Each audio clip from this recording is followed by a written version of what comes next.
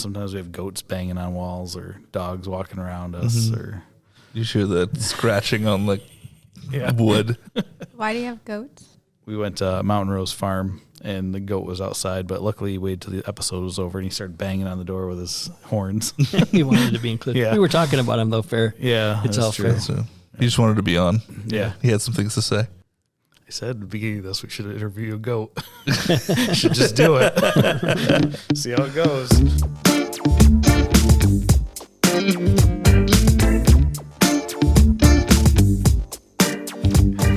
Today we're out at the Glenn H. Curtis Museum, I should say it correctly. And we're with Carol Ann. And what's your actual title? My official title is Executive Director of the museum, but I did start here as Director of Education. So yeah. And you've had a pretty quick transition, right? I mean, it was an abrupt one, let's just say, wasn't it? Yes. So my whole story of whenever I entered the Glenn H. Curtis Museum is I was actually still in grad school. I was presenting at the Museum Association of New York's conference, and I actually walked up to the then director and said, "Give me a job," and I gave him my resume. Wow. Did that work? Man. And Maybe you try that. You already have a job, so. Well, maybe I want a new one. I knew that I wanted to stay in the area after graduation. I knew I wanted to work in museums, and I knew I wanted to work in education in museums. And so I saw that they actually had a position posted. And so, yeah, I specifically went up and said, "Give me a job." He actually hired somebody else during that process. However, a couple months later, I was reached out to and went through the process, and then I started here as soon as I graduated, actually. And that was in July. And then by February of that following year, so that was 2023, by February of 2024, so this year, I was promoted to Executive Director of the museum. Right. Yeah. So maybe Give that works. me a job. Give me a job. Then promote me like 5 months later. Is that the approach that we need to be taking now? It's just give me a job, please. Kevin, if you're listening. So you went to Cornell, right? Is that the school you were at? Yeah. Okay. Yeah. So I actually, it's a little funny. I haven't officially graduated. I'm all but the thesis because I just have to write a paragraph and submit it. Oh. You've been kind of busy, though. Yeah, because in the process, I've also had a baby. You had a baby. Yeah, a baby as well. And so whenever I finished kind of the research portion of it, wrote my whole entire thing, submitted it in with the draft saying, I'll just do this one paragraph. I got a couple corrections to do again, did those corrections, still have not written that paragraph. And I feel, Fred Gleach, I'm very sorry if you do listen to this. I will get it to you before you retire. But I just keep kind of kicking the ball down the line because I say, oh, next month I'll do this or next month I'll do that. And then something comes up. And then I tend to be somebody who gets really excited and I just dive deep into everything and anything. And so Except this paragraph. Those paragraphs will get you every time. Huh? But the project though itself, like that was even one of those things. So the project was this mummy was found in a closet. It was a mummified ibis bird. It was a small little mummy. At Quinn's house a lot. Yeah. It was found in a closet at Cornell. And so the original project was how can we display the story of this thing that we don't know anything about? And it turned into this ridiculous project that lasted 2 years and had all this collaboration. So I still need to finish that paragraph. One of the things I've dived deep in. Yeah, sorry. But one of the things that I've kind of gotten into now is the Curtis Cadets. It's this group, and we're going to be featuring them in an exhibition next year. So we wrote the grant, we got the exhibition, and the exhibition's gonna be all about the P40, and it's gonna be telling the story around the P40, looking at 3 different areas. So the exhibition's gonna center that plane, and then it's gonna talk about the flying tigers who flew the P40s and made them famous. And then it's gonna talk about the Curtis Cadets, the women who were behind the scene putting them together that not many people know about. They know about Rosie the Riveter, but a lot of them haven't heard about the Curtis Cadets. And then it's gonna talk about today our volunteers who have brought this plane back to life. So one of the things that I think is the gem of our collection is this P40 that sat in a swamp for 40 years. It was in a training collision in 1945. Sat in a swamp for 40 years. They've excavated it up. Our restoration shop has been working on it for, I believe 13 years now. The whole thing turns on, it's active, the lights, everything works. It's not going to fly. If you look at it, you'll understand why. But it's really sad because it's this gem that's sitting in this whole other building. The exhibition's going to tell the whole story of the P40s, basically, but centered on the one that we have here. And a big part of that story is these Curtiss cadets. And so I randomly heard about them because there is a little tiny sign that's near the P40 that's all the information is wrong on it. But I found that out a little bit later on. Just gotta fix that. Yeah. It will be fixed during the exhibition. Don't worry, everybody. But it's this really exciting program that happened during World War II. What happened is the Curtiss-Wright Corporation realized that they were hemorrhaging intellectual capital, meaning all the men were going off to war, and that they were going to need to fill the contracts that they already promised. And they're like, we don't have the people to do this. And this is in the summer of 1942. So by the fall of 1942, they come up with this idea. There are two different avenues they could go. They could either have schools that are already teaching technical education for engineering, kind of jump on them and learn from them, or they could start a whole nother program and a whole school itself and teach all the girls there. They decided to reach out to a bunch of these universities to see if they would like to be a part of the program. And they kind of decided they were going to go that route because I believe they reached out to 117 universities, 110 responded asking for the questionnaire, and then 102 seemed like viable options. They whittled it down to 7. And so this is like October 1942. They decide on the schools. They decide on the curriculum. They decide on the recruiting process, all before they actually knew if they were going to have the money to do the program. But they did get the Navy and the Army to approve the program, which that's where the money was kind of held in. And so by February 15th, 917 girls were sitting across these schools, learning 2 years of engineering education, condensed down to 10 months. And then the idea was they're going to graduate and go to the 5 plants and basically keep the Curtiss-Wright Corporation afloat, going to these plants, creating P40s, which is really exciting because, we have one. And we also know that the one that came off of the conveyor belt that we have is at the same time that these girls were in the program. So the likelihood of our P40 being made by a Curtiss cadet is very high. But this program had a huge impact on engineering education for females across America, and also how the schooling system would continue to treat females within education, because this is the first time in American history that we have women entering into mass the engineering, because Rosie the Riveters, they were like, you can put together a plane, but these girls were learning drafting. They were learning how to specifically trace the planes, how to design the planes, doing quality assurance on the planes. There was one in particular who found that there was an error in the way that they were making the dynamics of it, and then completely changed the way that they designed the planes. So they had engineering education, but on top of that, it was the very first time in American history that women were paid full tuition, board, room, and stipend to go to school. Yeah. So I'm really excited to kind of spotlight this program even further. So yeah, it's exciting. Yeah, it is. I mean, and it's interesting because it's a deep dive that's taken you in a different direction than normal. And we kind of jumped way in before. let's back up. No, this is awesome. I get excited. But I mean, no, that's what we want. But for a lot of people who've been either never been here or been by here but never been inside, and I think the three of us probably could speak to that.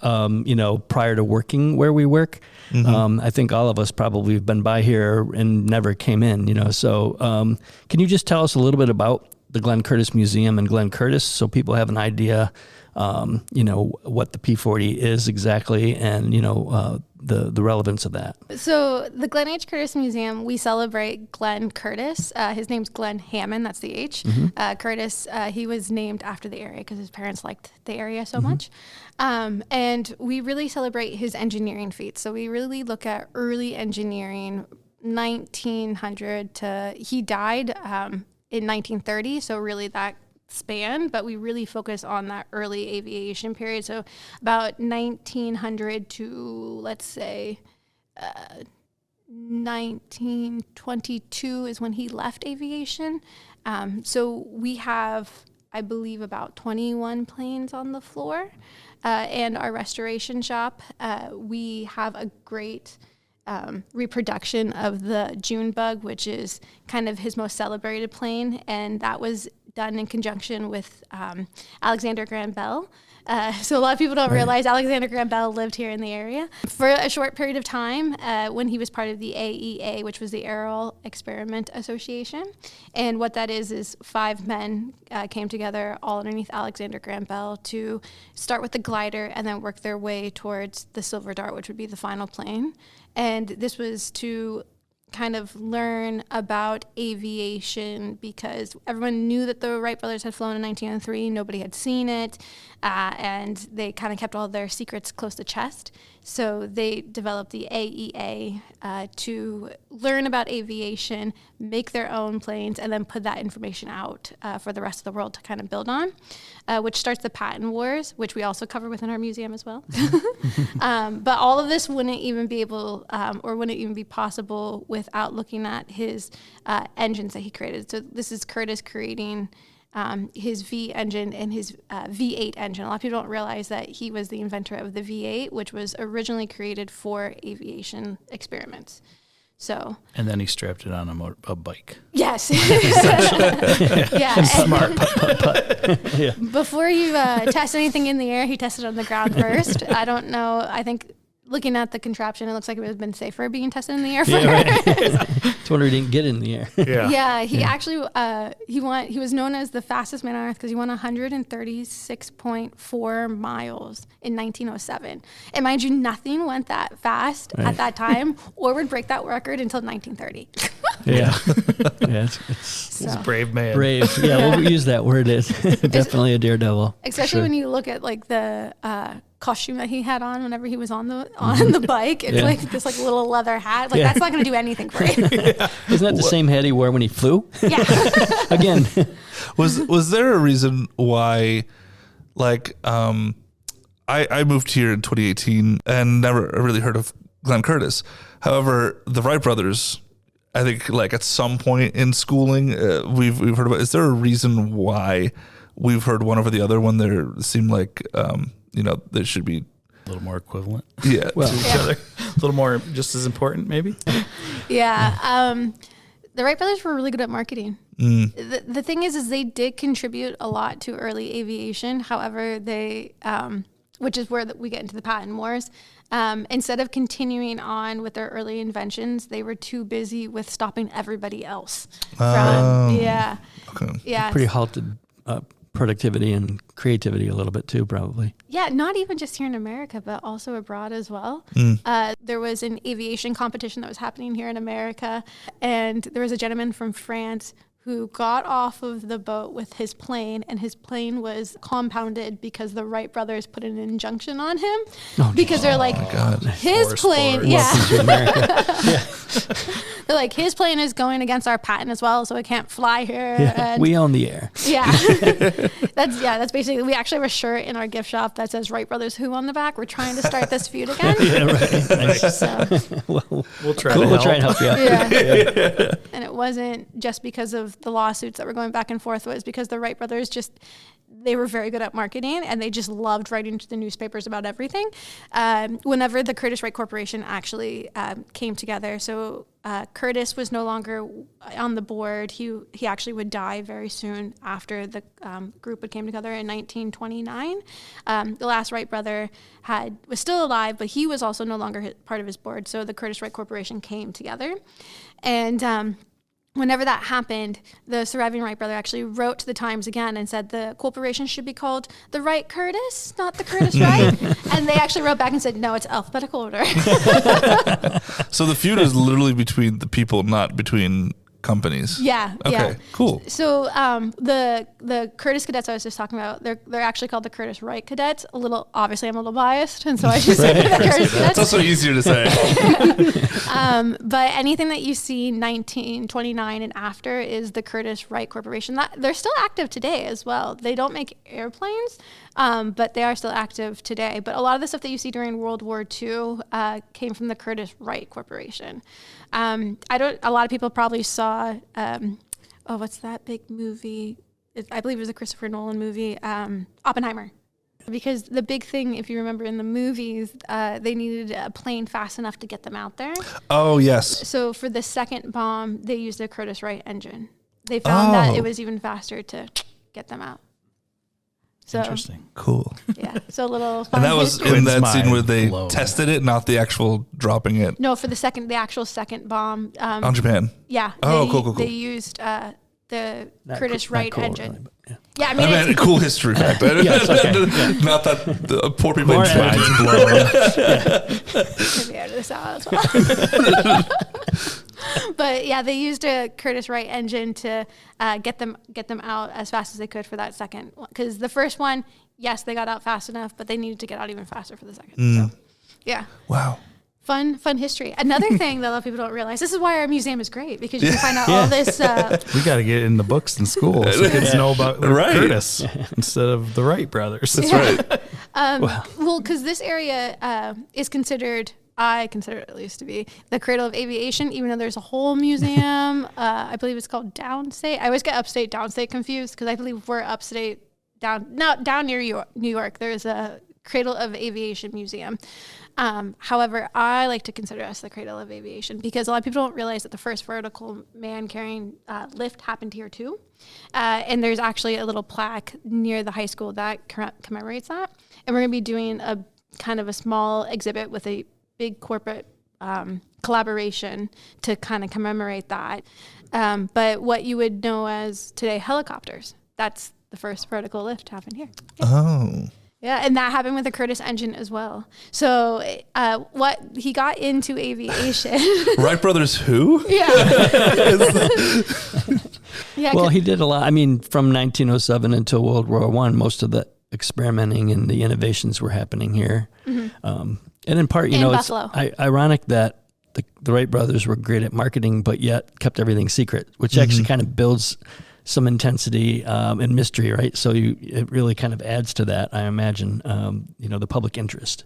Yeah. But Curtis kind of helped let everybody know that actually that's not just a pipe dream and fantasy. It's actually something that happens, and people got a chance to see it thanks to him. So, this museum is pretty remarkable, and you've got quite a few airplanes, as you mentioned. You also have a lot of vintage motorcycles. It's exciting, for me at least, to see someone more youthful in the history element, because it seems like most history museums are populated with people who are also ancient in some way, shape, or form. Also historical relatives. How can you say this kindly? Right. Yeah, but no, I mean, so it's nice to see there's young people who are really excited. I mean, your staff here in part is got that whole youthful exuberance kind of going on. That's exciting. Yeah, we're trying to take a different approach to it as well. Obviously, we can only build on the greatness that has already happened. Like, we wouldn't be able to carry the torch forward if it wasn't for what my predecessors have done in the past. Our curator prior, Rick Leisinger, he's our curator emeritus. He was here for 20 years, and if it wasn't for all the great work that he did here, we wouldn't be able to move forward.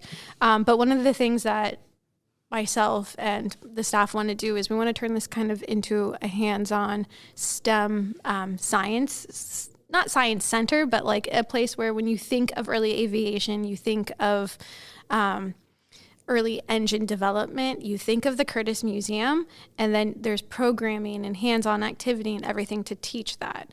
So one of the things that I started when I was director of education is I was collaborating with Cornell, and we set up a learning lab at Cornell's campus where they're taking apart two engines, a 1917 V8 and a 1926 radial engine.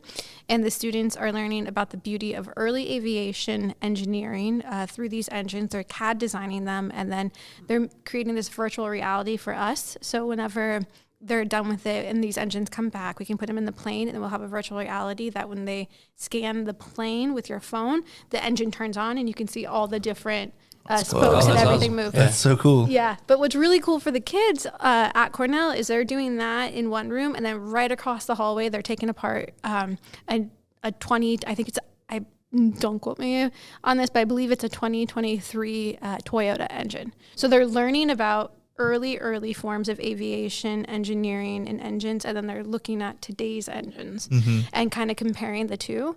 And I've seen the more modern one, but the art of the early engineering is just absolutely phenomenal. I personally, I've always thought that like World War II planes and planes of the early plane era were always cooler looking. Like today's like commercial airliners and today's like military jets and things, I'm like, nah, they're not that cool compared to like the Mustang or, you know. I agree with you. Thank you. Yeah. Bullied in the The modern workplace. stuff has the historic pieces though to build on, right? I mean, they've got like the people who started out back then were figuring it out right from scratch pretty much, or building on pretty primitive kind of engineering purposes, or practices. I can't even speak. Engineering practices, but now, I mean, you've got that to build on, right? So it's kind of probably really cool to see them compared to each other and what things changed and what things didn't and why, and really great learning tool. Yeah, I mean, that's another amazing thing about our museum is I guess it's not visual right now, but if you look to our right, you'll see the June bug. It's a reproduction that actually flew in 1976. Another thing I love about our museum is I call it a living museum. Most of the things either have flown, still fly, are still active. Like we have a wind wagon. When you look at it, you're like, how did that work? Our accountant had that out on the parking lot. Last week. I saw him cruising around. No. Yeah, a few months ago, or not a few months ago, a few years ago, because they have to make sure that these things still work. Like we have our America that flew, that was just dripping oil the other day that we had to clean up. And so the amazing thing is a lot of these things are still very active that are on our floor, but it's a great place to really learn about the daredevilness of the time period as well, because that June bug, that 1908 flight that happened, if you look at that plane, you couldn't even, I wouldn't even be caught dead sitting in that plane.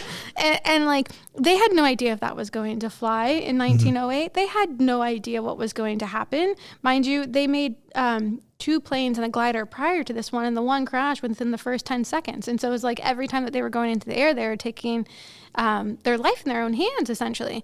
And then after this June bug one, we have a small reproduction of it, but then you could of the Silver Dart, which is the plane that could actually do figure eights and circles. So and mind you, this all happened in a year and a half. So they started with a glider, and then they kept one in the air for 10 seconds. And then by the end of their renditions, for a year and a half of doing work, they were able to stay in the air for 20 minutes and do figure eights and circles.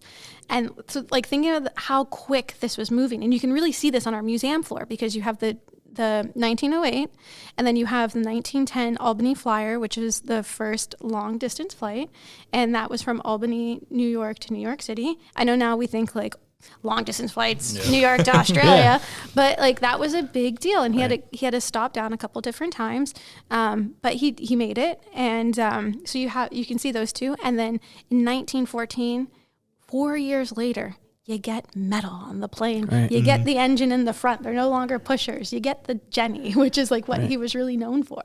And so it's crazy how you can see the movement just standing in one spot and how quickly aviation was moving forward. And then at that same time, you can think about too, I know going back to Christopher Nolan, it's really shouting him out during this, but I really wish, it's got good movies. I really wish that somebody would make a manuscript and give it to him, because I think that he could make an amazing movie about the patent war and then the aviation timeline and like fight for the skies at this time period, because there's so much drama in it. Because while they're doing all of this, the first commercial airplane that was sold here in America was a Curtiss. Curtiss sold the first plane to the Aero Club, and that's kind of what kicked off the patent war, essentially, is because he made that sale for money. I believe it was for like 5,000, if I remember correctly. Mind you, I knew nothing about aviation until I started here.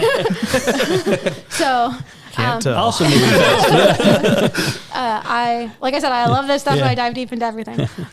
But yeah, that was what really kind of kicked off the patent war, is because of making that that sail.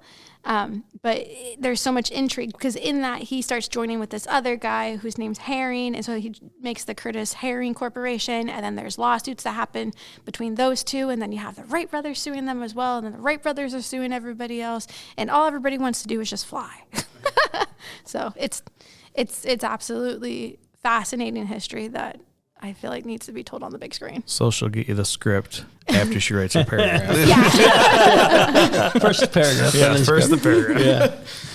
What, your enthusiasm is pretty obvious. It's palpable. What is it about history that speaks to you so much? I think it's a pathway of understanding ourselves and where we are able to go. Because everything that you see on this floor, he had an 8th grade education. He did all, he also invented the hook system. So that's that system on an airplane to fly on and off. He invented the 5th wheel with an 8th grade education. And he died at 52.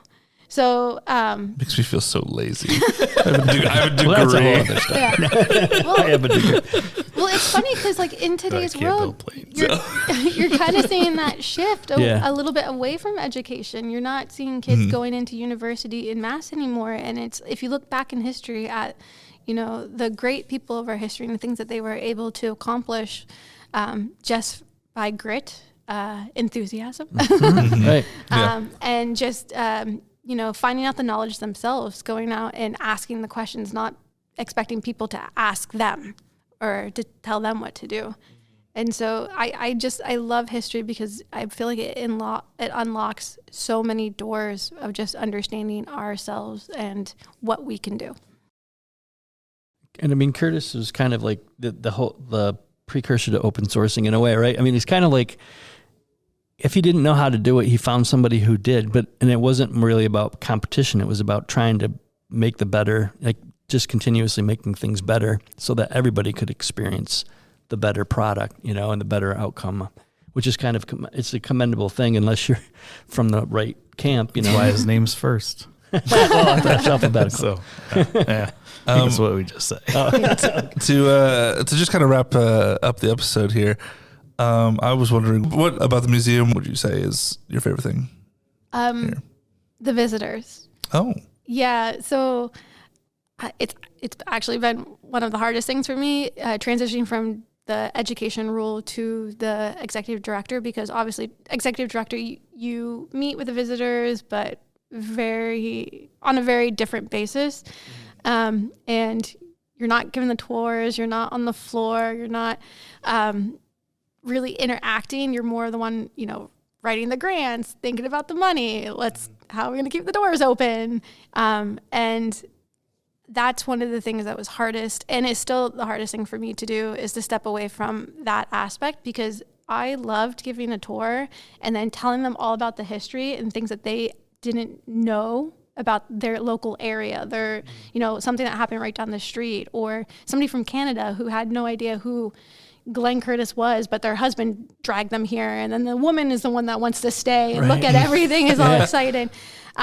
It's just interacting with the people, getting people excited about this history, and maybe creating a spark in them that will go out and maybe they'll learn not about Curtis, but about aviation in general, or motorcycles, or just something. Maybe it'll get them excited about their local history. I've had people write to me and say, oh, because of, this talk or that talk, I've gotten interested in my local aero club.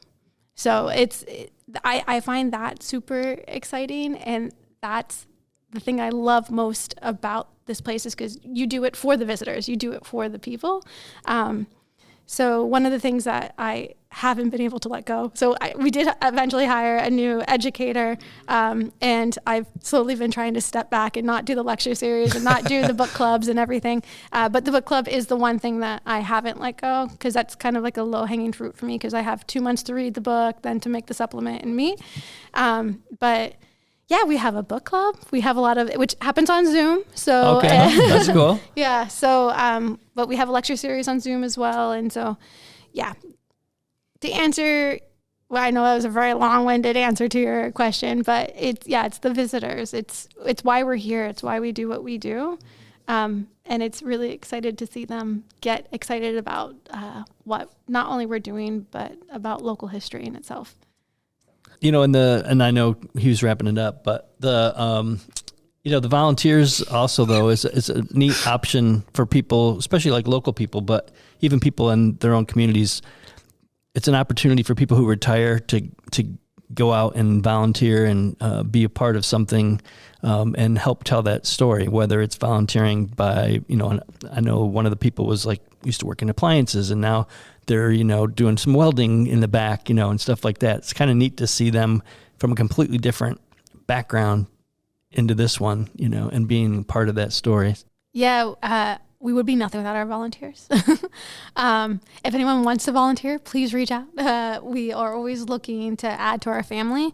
But yeah, a lot of the planes that you see on our floor, if they're a reproduction, they were made in our restoration shop. The work that they do is absolutely phenomenal. And you're right, like they come from all different backgrounds. We have a pharmacist. We have an interior designer. Like they come from all different backgrounds. And because that's the thing is, especially on these older planes, you have material, which is what the interior designer, she stretches the material. You have the doping, which is the paint that you put on it. There's so many different avenues to get involved that whatever skill set you have, it fits. Just reach out and we'll figure out a place for you and something for you to get involved in. If this is where you want to be, we want you here. Well, one of the things I always try to personally do is when I'm trying to bring groovy back, and obviously, it's working. Glenn Curtis was pretty groovy. I'm going to just throw that out there. He was ahead of his time as far as grooviness goes. But just wanted to say thank you again for letting us be here and stay groovy. Thank you. Thanks. Appreciate it.